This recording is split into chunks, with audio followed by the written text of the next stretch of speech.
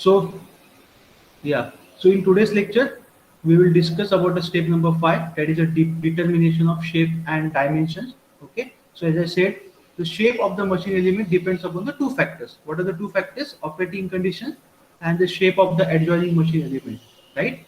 Now let us take an example to understand this concept of determination of shape and dimension. If you take a proper example of a gear teeth, so in the gear teeth, the involute profile is used, right? Why involute profile is used? That is why the shape is used like an involute. Okay, the involute profile means what? This the involute shape is used for the gear teeth because it satisfies the fundamental law of gearing, right? Next is a V belt. Now V belt has a trapezoidal cross section. As I said that it results in the wedge action. Action means what? It increases the force of friction between the surfaces of the belt and the pulley, right? Now, whenever you are designing a V belt, we will understand the design in the model number 6. It should have a shape such as that it will match the adjoining belt, right? Because we have to connect the V belt to some another belt, right? Like it will have the belt and the pulley connection. Let us take an example of a sprocket wheel. You understand the sprocket? The sprockets are used in the bikes or bicycles, automobiles, right? So the profile teeth of the sprocket wheel, so you should design the profile teeth of the sprocket wheel such as that it should match the adjoining components. Match the adjoining component means what? To match the shape of the adjoining machine element. So what are the adjoining machine elements which should be connected to the sprocket wheel? Roller, bushing, inner and outer liner plates of a roller chain, right? I hope you understand this. Okay. So this is all about the shape of determination of the shape and dimensions. Now the geometric, let us talk about the geometric dimensions. Okay, the geometric dimension, that is the sizes and shape. Okay, now these geometric dimensions are determined on the basis of failure criteria. Failure criteria means what? There are a lot of criteria which we will be studying, okay, in the future slides. That yield strength is there, we can call it as the SYT, ultimate tensile strength, SUT, okay, torsional strength, lateral deflection, permissible bearing pressure, okay, all these failure. So we will, in short, we will do the stress analysis, and based on the let me give you a small example. Let's say this is a shaft, okay, and I say that determine, you have to design or you have to determine the diameter d of the shaft. Okay, so can you take, will you take randomly the diameter of the shaft? No, you will not take it randomly. Okay, the geometric dimension, that is the diameter of the shaft d, will be based on the failure criteria, right? I hope you have understand this. So now let's move on to the point number, next point. Okay, so this is all about the step number 5. What is step number 6? Okay, now step number 6 is again a very simple step. The step number 6 is a design modifications. Now what do you understand by the design modifications? I will show you on the slide.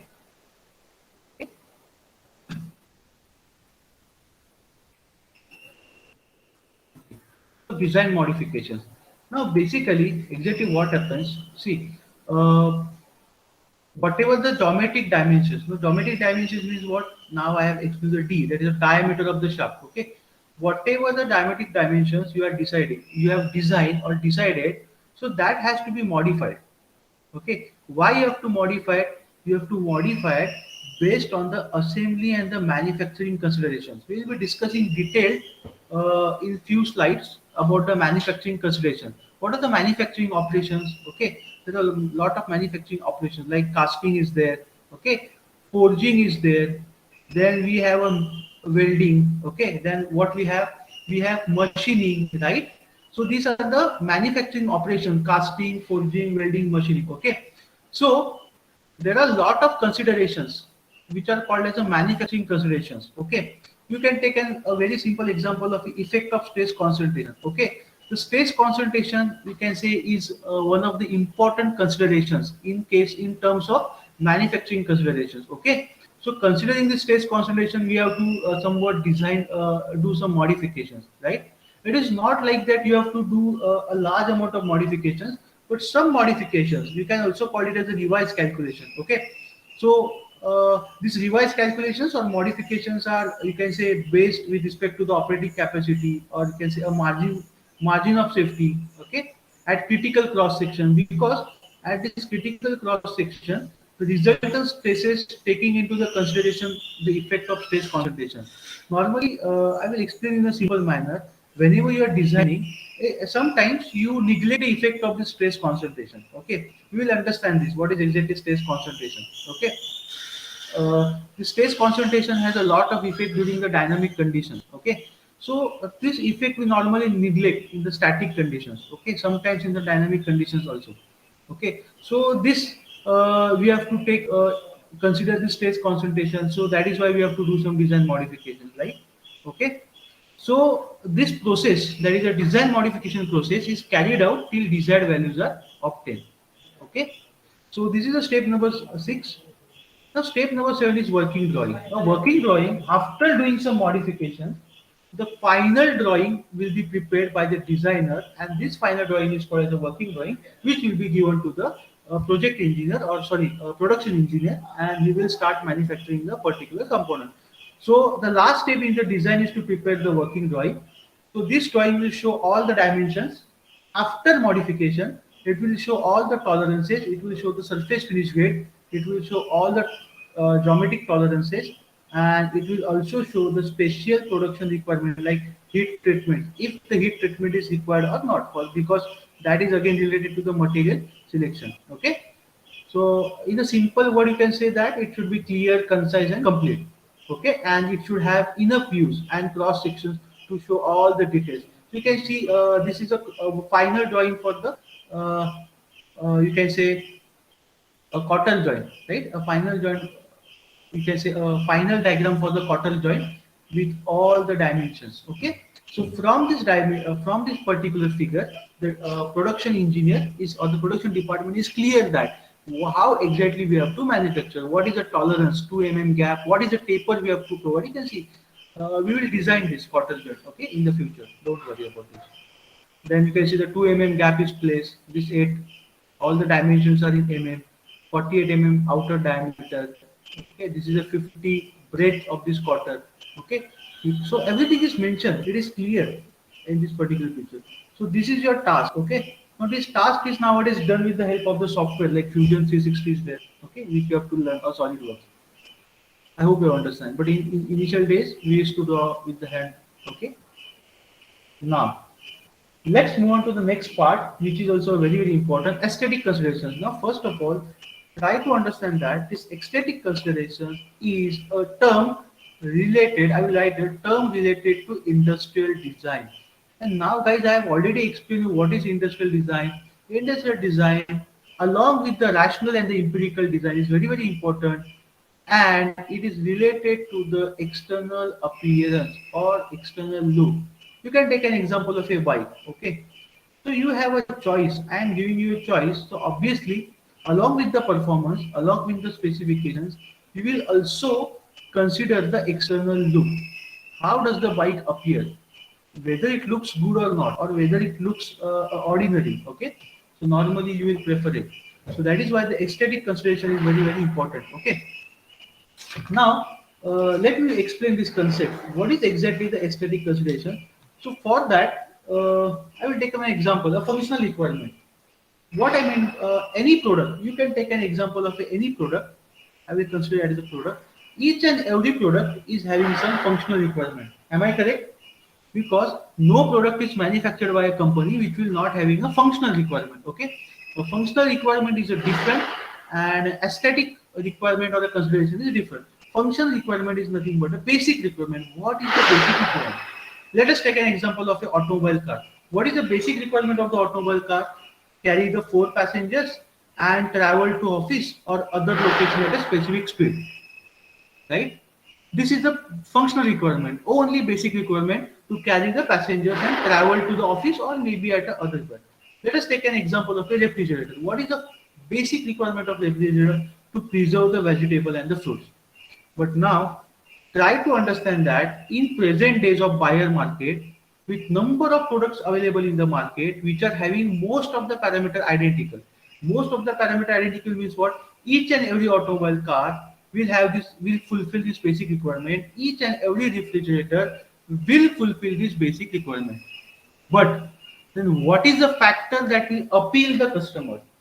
What is a factor that will appeal the customer? So the major factor which will appeal means what? It will attract the customer is nothing but the appearance of the product.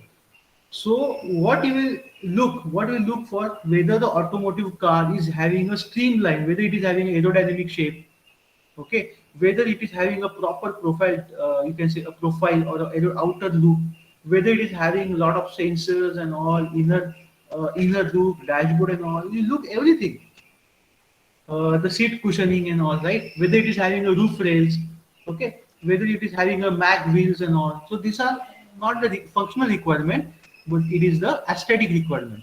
I hope so. That is why aesthetic considerations are nowadays very important in case of the industrial design, along with the basic functional requirement. Okay. And why the customer will not look? Obviously, the external appearance is very important because it will give a grace and luster to the product, as well as it will dominate the sale in the market. So ultimately, the sales should increase. The final aim is that the sale. Okay. So this is not the case for the automotive or the refrigerator. This is case for all products. Okay. Nowadays, almost 99% products are based on the industrial design only. That is a aesthetic considerations. So automobiles, domestic, refrigerators, television set, etc. Mobile phones, you can take an example of, right? So I hope now we have understand the concept. What is aesthetic considerations? Okay. So once you have understand the concept, let us define the technical definition. Aesthetic is defined as the set of principles of appreciation of beauty. It deals with the appearance of the product. Okay. And appearance is not like, it doesn't mean that if the appearance is good means its quality is not good. Okay.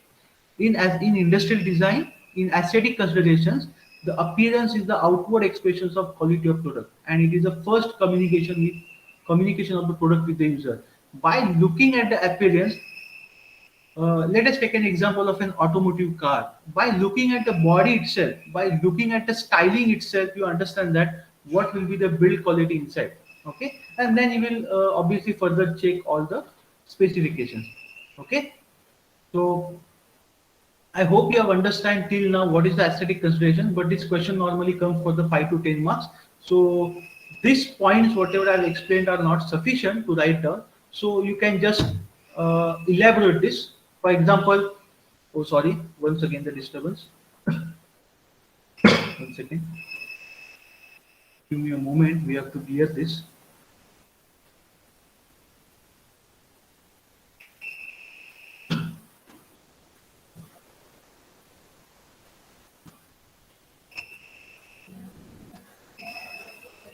Okay. So now the following guidelines may be used in aesthetic design. Now obviously this is just an extra part which I'm trying to explain you. Like what are the you can say factors or guidelines you will consider whenever you are designing your product aesthetically. That is, aesthetic design means what? Design for appearance. Okay. So the appearance should contribute the performance of the product. It's not like that to contribute or to increase the outer look, you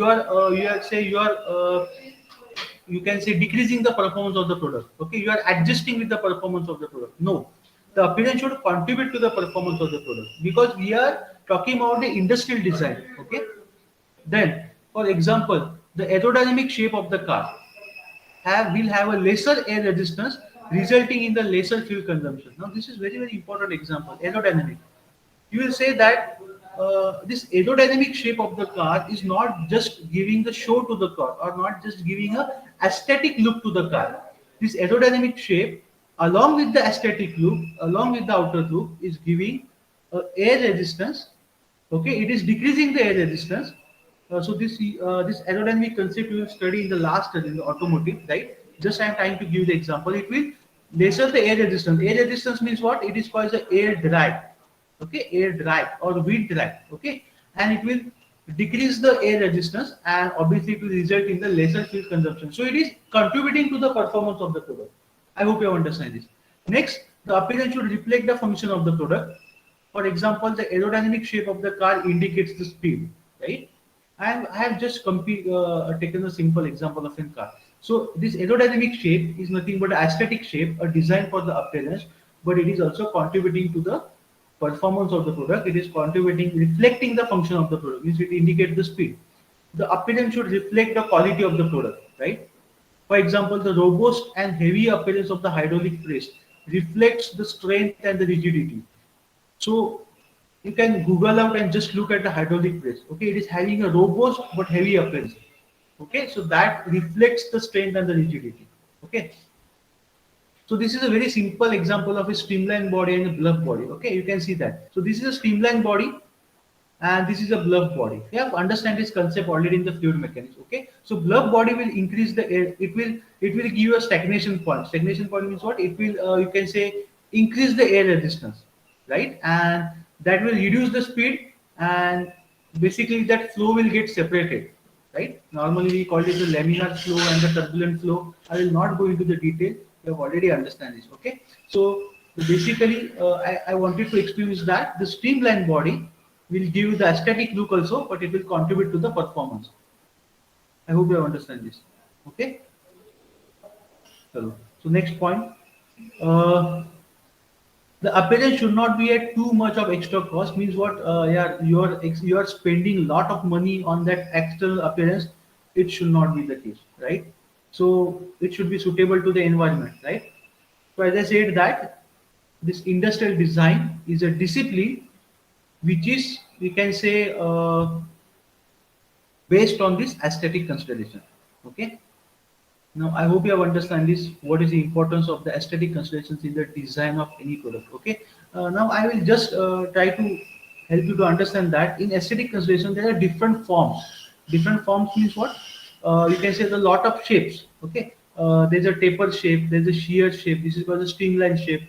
This is called as a sculpture shape. This is called the step shape. So the designer or the industrial designer, okay, you can see the job of the industrial designer is to create new shapes and forms of the product which are aesthetically appealing. Okay, so based on the application, based on the requirement, uh, the designer will select the shape. Let me give you an example. The sculpture and the stream form. Stream form means what? This form is suitable for which product? Vehicles. Okay, and the step and the shear forms means this step shape and the shear form are obviously suitable for the stationary product. So this is the basic knowledge which the designer has. I hope it is clear. Okay, so this is the example of a aerodynamic shape body and a bluff body, right? Okay, so you can see that here slightly the aerodynamic shape is given to this particular you can say the Eicher vehicle. Okay, so this is nothing but an aerodynamic shape, right? And because of this aerodynamic shape, what will happen? Not only it is giving you the aesthetic look, but it is also decreasing the wind drag or the profile drag. Okay, you can see this car shape also. So this profile drag is one of the you can say the drag which is considered in case of the aerodynamic shape, right? We will not go into the details in it. Okay, it's just an example. So color. So you can say the color is also one of the important part of the aesthetic considerations. Okay, so just I will give you some hint. For example, the red color. So what does the red color indicate? Indicate the danger, hazard, or the hot conditions, right? Orange color indicates the possible danger. Yellow color indicates the caution. Green color indicates the safety. Blue color indicates the caution cold, and gray color indicates the dull. Okay, so these are the color codes which are you can say suggested by the Morgan, the scientist, okay, who has done a lot of work in the aesthetic considerations. Okay, so color is also a very, very important part. Now, along with the color, material and the surface finish. We have already studied this in the materials technology. Material and the surface finish also contribute significantly to the appearance. So now I hope you understand that this aesthetic consideration is not only the external look, but it is a technical concept. Okay, it is a technical concept. You have to think in a lot of ways. Okay, let me give you an example. The materials like stainless steel gives the better appearance as compared to the cast iron, plain carbon steel, or low. All these materials will be using in the design. So stainless steel is obviously costly and used in some specific applications only as compared to this, but it will give you the better appearance. Why? Because it has a good surface finish. Okay, brass or a bronze gives the richness to the appearance of the product. Okay, so I hope so. How you can increase the surface finish? Okay, so there are a lot of surface coating processes like spray painting, anodizing, electroplating. Okay, this all greatly enhances the aesthetic appeal of the product.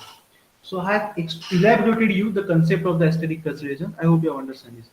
Now let us talk about the ergonomic considerations. Now this is again a very, very important concept which is called the ergonomic consideration. See, Now, when I talk about the machine design only considers a machine. Machine design only considers a machine, but ergonomic ergonomic design considers a man machine relation. It is very important that man machine relation is now see. Obviously, you are designing a machine, that is very important. But along with the machine design, like aesthetic consideration, which gives the external look, this ergonomic design is also very important because it helps you to understand the relation between the man and the machine. Now you'll say why you want a relation between the man and the machine. Okay, a comfortable ride. Let us say you are again. I will take an example of a car. Let us take an example of a car. Okay, now whenever you are driving a car, okay, you should be in a comfortable position, right? You should be in a comfortable position. There are concept called as a driver seat and there are concept called as a passenger seat. Okay. Now you will say that this driver seat and the passenger seat are not randomly placed. Okay, they are designed based on this ergonomic consideration. I'll show you the picture. Okay, so this ergonomic consideration you can say is a part of, or you can say it relates the human comfort. It relates the human comfort or the stress-free operation of the machine. It relates the human comfort or the stress-free operation of the machine because if you are not able to operate the machine comfortably, you will not use it. And if you are not using it, the design is waste. So I hope you understand this. Okay. So basically, we can say that the file objective of ergonomics is to make the machine fit for the user. Means you can say that rather than to make the user adapt himself or herself to the machine. Means what? The machine should be fit for the user. We should not fit the machine or we should not adapt the machine. Okay, other I should be comfortable. Okay, so you can say that its aim is to decrease the physical and mental stresses to the user. I hope you understand this. I should be comfortable in using the machine, so considering who is going to operate that machine, how you are going to operate that machine, the ergonomic consideration has to be considered. I hope you have understand this. Very important. Okay. So what are the design considerations in case of the ergonomics and on anatomical factors? I will explain you this in the next diagram. Anatomical factors in the design of driver seat. As I said that in design of driver seats, anatomical factors are considered. Okay. Then layout of instrument dials and display panels for accurate perception by the operators. Accurate perception by the operators means what? The position of these instruments, the position of the instrument dials and the display panel is such a way that the operator should able to get the proper readings. Design of hand levers and hand wheels. Whenever you are operating these hand levers and the hand wheels, you should not there should not be stress, extra stress on your hands or the legs. I hope you understand this. Okay, energy expenditure in the hand and foot operation. If if let us say while driving a vehicle or while operating a machine, I have to utilize my lot of energy. I will get tired. For example, a worker has to operate a machine, let us say a lathe machine or CNC machine for a 10 hours a day. He should be comfortable to operate. Okay, means what? There should not be any stress on his mind. There should not be any stress on his body. I hope you understand this. So this is called the ergonomic consideration. Okay, lightning, noise, and climatic conditions. These are also very important. Let us take an example of the requirements of a driver seat. Now I will not go into the technical analysis, but this is a driver seat. So when the driver seat is designed, it is designed on the anatomical factor. These are the anatomical factors. Now this is a pelvic bone. This is a pelvic bone inside the human body. These pelvic bones, these two bones are called as the ischial bones. Ischial bones. Now, whenever you sit, the whole weight of the body is, you can say, imparted or comes on these pelvic bones or the ischial bones. Okay. So yes, you can see there is a place over here. So at this place, you can see it's designed in such a way that these ischial bones or pelvic bones are properly rested, so the driver can comfortably drive the vehicle at least 8 to 10 hours continuously. Okay, this is called the anatomical relation. Next, you can see this trunk. You can see the shape of the trunk. The shape of the trunk is slightly S shape, right? The shape of the trunk. Trunk means what? A backbone is S shape. So this, the shape of this, you can see the shape of this particular, you can say back race. This is called as a back race. The shape of the back race should be in a such a manner that it will comfort this trunk. It will adjust this trunk. Okay. So basically, what I mean to say is that the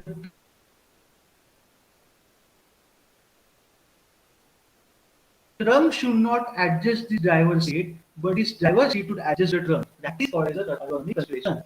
This driver's seat should not should adjust these pelvic bones. This pelvic bone should not adjust this driver's seat. Is it clear? Is it clear, all of you? This is called the ergonomic consideration. I will just now let us take another example of a man-machine closed loop system. Now, what is this man-machine closed loop system? Okay. Now, basically, ergonomists. Who are ergonomists? Ergonomists are nothing but designers. They have carried number of experiments to determine the best dimensions of the driver's seat.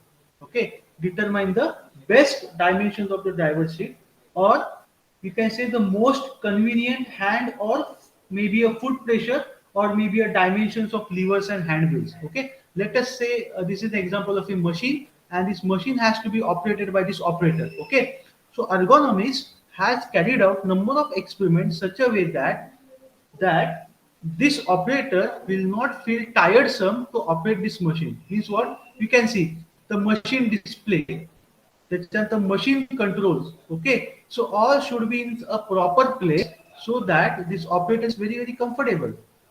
I hope you understand it. Is it clear?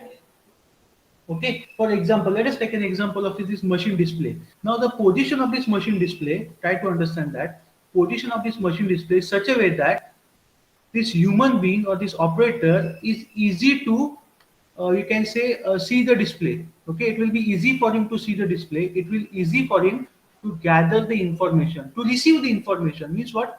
The information which is received by the eyes of this operator from this machine display, okay, it should be in a proper, you can say, context, proper manner. Okay, because if, let us say, if operator has to look up, it has to look up, then he will not get a proper display. If it has to look down, maybe it will, he will not get a, there is an error called as a parallax error. Parallax error. Okay, this error you have studied in the measurement. So that error will get created. I hope you understand. Okay, then machine controls. Machine control means what? Let us say hand levers. Okay, or maybe some, let us say, foot pressure. Okay, now this operator should be in a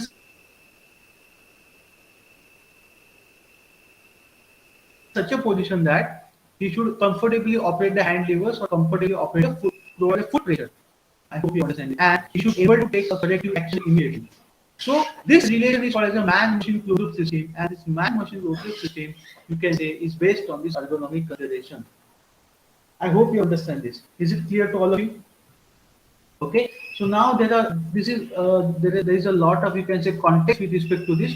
Like you can read it out. This I'll be giving you this PPT. The contact between the man and the machine in this closed loop occurs at two places, right? The first is a display instrument which gives the information to the operator, and second one is a machine control which operator adjusts the machine. As I said in the earlier, okay.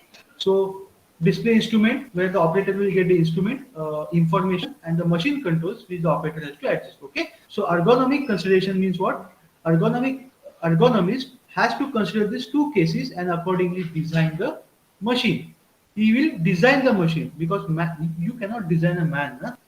Because the man is being designed by the God. You have to design a machine as per the God, sorry, as per the man, right? Or as per the human being. Okay, so basic objective behind ergonomic design is to minimize the fatigue to the operator. Okay, like for example, let us take an example to understand you more. The scale on the dial indicator should be divided into suitable numeric progression like 0, 10, 20. It should not be like 5, 30, 55. Right? It should be in a suitable numerical position so you can easily understand. Okay. Height of the letters or the number should be greater than the reading distance divided by 2. This is a formula used by the ergonomy. The height of the letter, because the the human being should properly uh, the, you can say, the reading should be properly visible to the human beings. Okay, So this formula used, the height should be greater than reading distance divided by 2. A very simple formula. Okay. I hope you understand this. Next is the pointer should have knife edge with mirroring the dial to minimize the parallax error, as I said. Okay, this you have studied, a knife edge. Okay. So these are some considerations in the ergonomic consideration. Okay. I hope you have understand this. Okay. So this is just you can read out. I will move on to the next point. So I hope you have understand till here. I hope you have understand what is aesthetic consideration, what is ergonomic considerations. Okay. So as I said that in your particular syllabus, we will be dealing only with the what will be dealing? We will be dealing only with the empirical and the rational design. Okay, so we will do the stress analysis. We will do the what can I say? We will use the empirical relations, and we will find out the dimensions, and we will ultimately finally draw the drawing. And in the software, we can do the modeling also. But we are not going. We are not going in like we are not doing aesthetic analysis considerations or ergonomic considerations. Okay, I hope you understand. That is the advanced design machine part. Now, next is standardization. Now, standardization is very, very important. Standardization is like it is related to the law or regulated by some government body, or you can say semi-government body. There are laws which are, you can say, specified by the government bodies with respect to the specific product. I hope you want any product which will come into the market has to govern this law designed by the government or the semi-government bodies. I hope you understand. So standardization is a very, very important part. So the in PhD design data book also we follow the standard processes. So let us understand what is standardization. Okay. The standardization is defined as obligatory or compulsory norms to which various characteristics of a product should comply. Each and every product you design should follow compulsorily standardization. Okay. Now, what are the characteristics? You will say that, sir, what are the exactly characteristics of a product that should comply to the norms? Okay. So very simple. The materials. Okay. For example, if you are using a material, let us take an example of a petrol. Asbestos. Asbestos. Now this asbestos is a material which is used inside the clutch. Okay. Now this asbestos is a deadly dangerous material because this asbestos, whenever the worker or the maintenance engineer, whoever is handling this clutch plate, and whenever the dust particles from this asbestos, okay, go inside the respiratory system of a human body, it was creating a cancer. It is like creating a cancer inside the human body. So now the government has, you can say, banned this asbestos, and nowadays we have to use this asbestos, non-asbestos material. Okay, so asbestos had some special quality, okay, like frictional quality and all. That is why it was used in the clutch base. But nowadays we are using a non-asbestos material.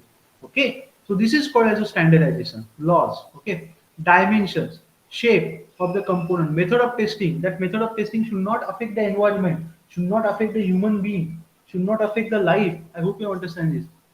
Method of marking, packing, storing. All, for example, packing and packing. Packing is what nowadays we were using plastic bags, but these plastic bags are very, very dangerous to the environment. So nowadays it was banned. There was a ban on the plastic bags, but again it started. That is a different case. But this is what is called as a standardization. I am trying to explain the concept. Try to understand. Please message me yes or no if you are understanding what I am trying to explain. Okay. Now there is one more concept called the code and the standards. Okay, basically there are code. If you have heard this word ASME, there are ASME codes. Okay, normally used in the design of pressure vessels. Pressure vessels are nothing but large vessels. I hope you understand it. So for the design of pressure vessels, these are used. Is it clear? So let us understand what is the difference between the code and the okay. Code is defined as a set of specification for the analysis, design, manufacture, testing, and erection of the product. For example, a pressure vessel. Let us say in any company you are building a pressure vessel. Okay, so in that case you have to follow some codes.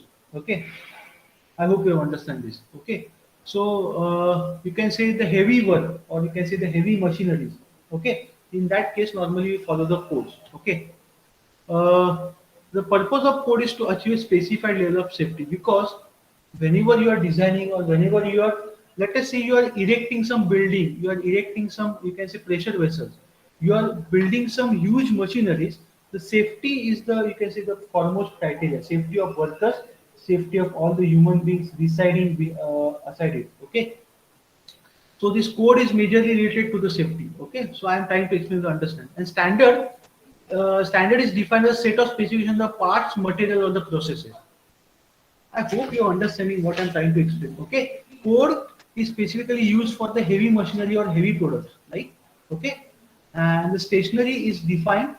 Sorry, a standard is used for the specific parts or specific machine elements, materials, or the processes. Is it clear the difference between the standard and the code? Okay. The objective of the standard is to reduce the variety and limit the number of items to a reasonable level. Objective of code is to achieve the specified level of safety. Objective of a standard is to reduce the variety and limit the number of items to a reasonable level. Okay. Let us take an example of an escape bearings. Okay, my favorite example. Now escape bearings. Okay, now if you decide to manufacture the bearings, what will happen? Okay, unnecessarily you will waste the time and it may increase the cost. But at low cost, if I'm getting a standard product from the escape bearing, that is, I am getting a rolling bearings or rolling contact or maybe sliding contact bearings. I'm already getting. We will study the design, but already it is available in the company. So directly you can purchase and use it. I hope it is clear too. So that is the difference between the code and the standard. Is it clear? Very, very important. Now let us look at the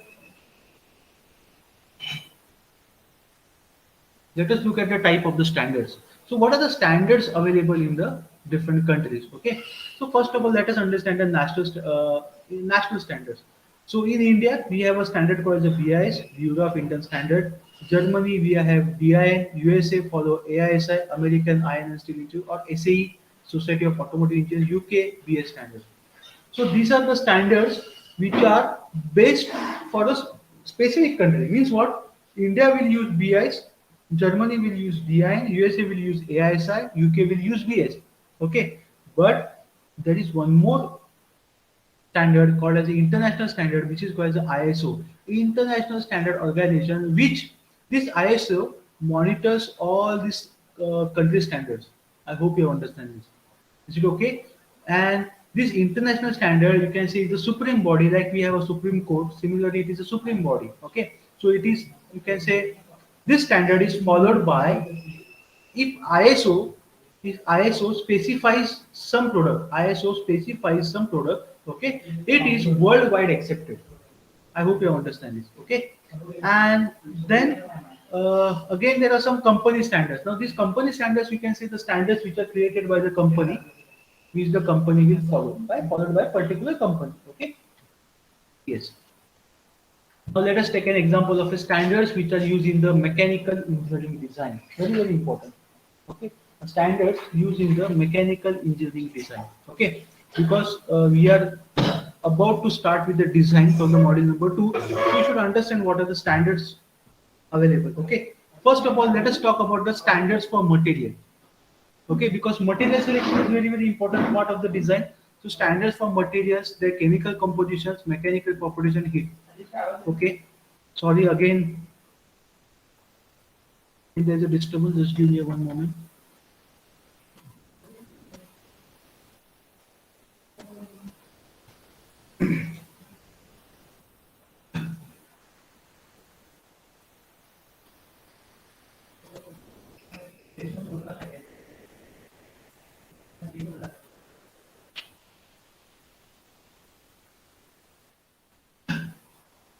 Okay, so there are some few slides remaining.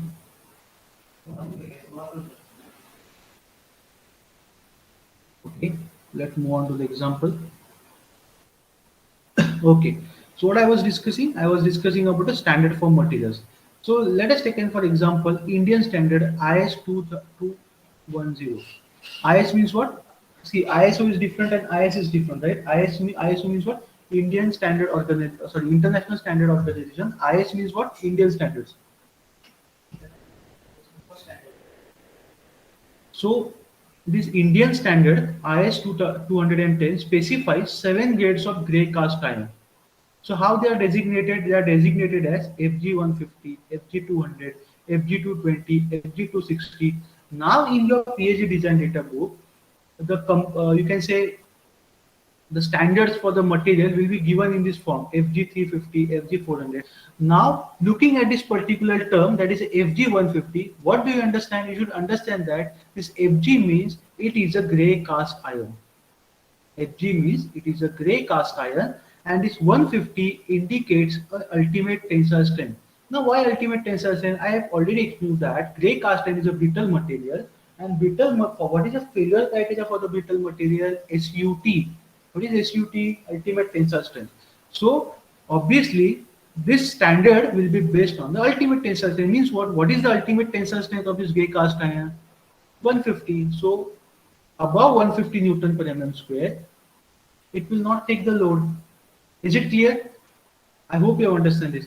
I will be discussing detail in the engineering material part about this standard. I am just giving you the example. Okay. Next is standard for shapes and dimensions for commonly used machinery.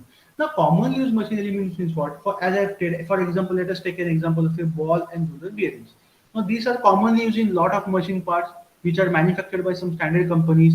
Bolts are used commonly, screws are used commonly, rivets are used commonly, belts and chains are used commonly, wire ropes, keys and splines. So there are a specific parent companies which are manufacturing all these components, and they have a huge range of these components. You can just go and select that I want so and so based on the so and so standard. So referring the standard, you can select this, and all the components are manufactured on the standards only. So what is so?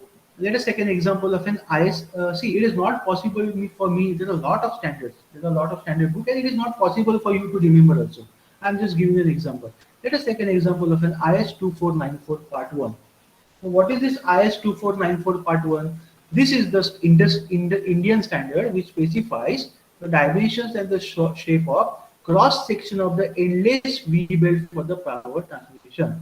So in the model number 5, design of V belt, we will understand more of this. Okay, you just remember this. Okay, so next is standard for fit, tolerances and surface finish of the components.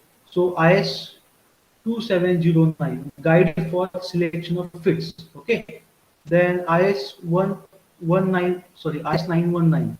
IS 10719 explains the method for indicating surface texture and technical one. Okay, so this is all about the standard. Now let us talk about the codes. Okay, as I said that, what is the difference between the code? The code basically is used for the heavy, you can say, equipments or heavy machineries like a pressure vessel. For pressure vessel, we are using ASME codes, boilers, crane, wire ropes, where safety of the operator is an important consideration. Because in such case, if there is an accident in case of the pressure vessel, boiler, crane, or wire ropes, okay, it will create a huge loss of life. And you know that there are strict safety norms in each and every country, including India, which every country has to follow. That is, the labor laws are there, safety laws are there. We normally call it as a industrial safety, industrial fire and safety. So you have to follow that. Okay. So in that case, the codes are very important. I hope you have understand the difference between the code. So this is the code IS 807. This code is used for the practice for design, manufacture and erection of the testing of cranes and hoists. For pressure vessel, as I said that we are normally using the ASME codes. IS 807 is used for the testing of cranes and hoists. Okay. So every engineer, every company has to follow standards and norms. Otherwise, your company will violate the government and it can bring the state. Okay. Now, before I end this standardization lecture, I will just explain you what are the benefits of standardization. Okay. Whenever you are using a standard components, very important and the most important part is that it reduces the cost. How it will reduce the cost? Because there is a reduction in the types and the dimensions of identical component. Okay, means what? Whenever you are using you are just manufacturing a specific types and dimensions of identical components. Okay, it makes possible for the manufacturer to design or manufacture a standard component on a large scale, and obviously to reduce the cost. Okay. Okay. Let us take an example of an escape ball bearing manufacturing company, my favorite example. Okay. So this Escape has a set of standard specification based on it for the different application, because now Escape company knows where and how, what is the requirement of the ball bearings, what are the sizes of the bearings required, what is the strength of the bearing. So based on that, it is manufacturing. There is a concept called as a preferred series. There is a concept called as a preferred series. This preferred series is also used for such, or you can say, manufacturing concept. I will explain you later on what is preferred series and numbers. Okay, just now understand the example. Okay, standard components manufactured by specialized factory leaves machine building plant for laborers. So, for example, if you want to design a bike, design a car for any competition, normally you will just, you can say, design and manufacture the specific parts of an, you can say, a car body or a car, complete car. Some parts you will directly manufacture, directly buy. For example, you can buy gearbox directly from some company. You can buy engine. You can buy some bearings, standard components. You can buy some roller chains and all. Okay. So this is what example. So let us say what are the examples: bearings, seals, knobs, wheels, rollers, chains, belts, hydraulic cylinder, valves. These all are readily available, manufactured by some specific standard company, and the manufacturing process, or you can say the design process for such parts, are governed by the standardizations, which are called as the Indian standards. If you take an example of a Indian companies, I hope you understand this. Okay. Next, easy to replace. You can, let us say the bearing is not working properly, you can easily replace. No need to design or test the element, improves the quality, improves reputation of the company which manufactures standard component. Sometimes it ensures safety and it results in overall cost reduction. Okay, I hope it is clear to all of you. Is it clear?